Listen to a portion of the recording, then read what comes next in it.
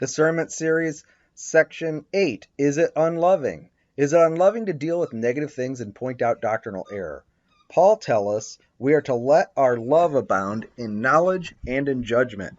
We are to approve by testing the things which differ, which are negative, and are more excellent.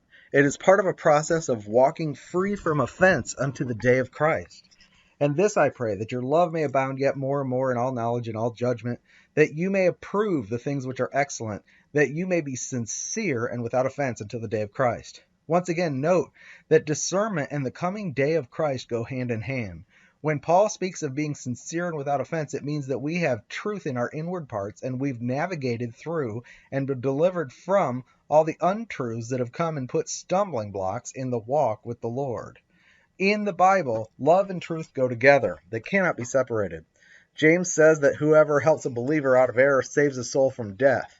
It's sacrificial to risk our reputation, to risk being rejected, to risk being labeled as rebellious and divisive in order to help people see the true grace presented in the gospel. It is contrary to every other message. It's not our fault that the church at large has deviated from the simple message of the gospel and has developed into so many systems of error. That being said, when we do address these things, we need to learn to speak the truth in love. Peter says that we should with meekness give answer to the hope that lies within us. This is a skill that comes with maturity. Too often we can get into an argumentative mode to desire to be right. We need the Lord to train our heart to love the person we're speaking to and care about them. I'm qualifying this message because it's been 2 years since I wrote this and I've had more experience, and some people, they require a strong rebuke. Jesus, when he went into the Pharisee lair, he called them a brood of vipers, because when their hearts are hardened in their own righteousness, smooth words and soft words are not heard. That just sounds like everything else they're hearing.